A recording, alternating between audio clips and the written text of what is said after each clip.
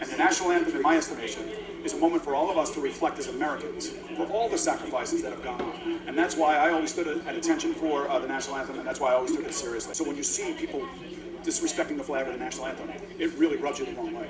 Now, what the issues are that he is claiming, I would just say you should get in the back of a police car on a Friday night and take 4 or 5 or 10 911 calls and go into harm's way and look what these men and women who are wearing blue are putting themselves on the line for. And then maybe you would have a different take from where you're coming from. But to do it on an NFL field is absolutely the wrong way to do it.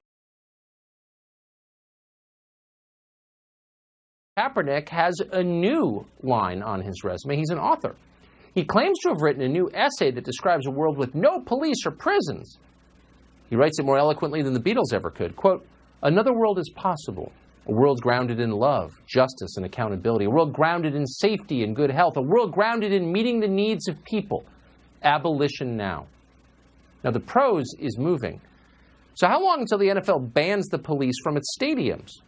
We'd like to see them try that. Kaepernick says that the central intent of policing is to kill blacks. I challenge every big city police chief in this country to invite Kaepernick to a week's worth of ride-alongs with their anti-gang unit at night.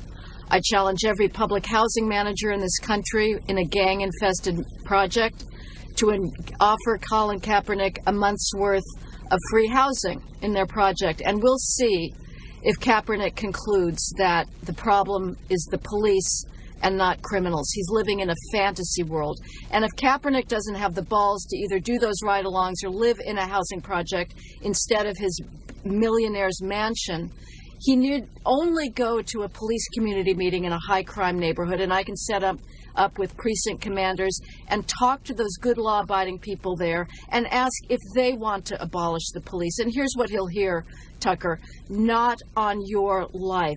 80% of blacks in this country want at least as much police presence, if not more, in their communities. Why?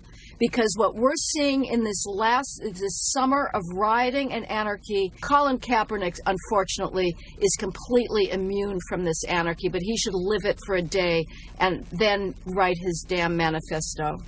He's going to have all the bells and whistles when it comes to security, top-notch everything, strong fences, high fences, barbed wire, all type of...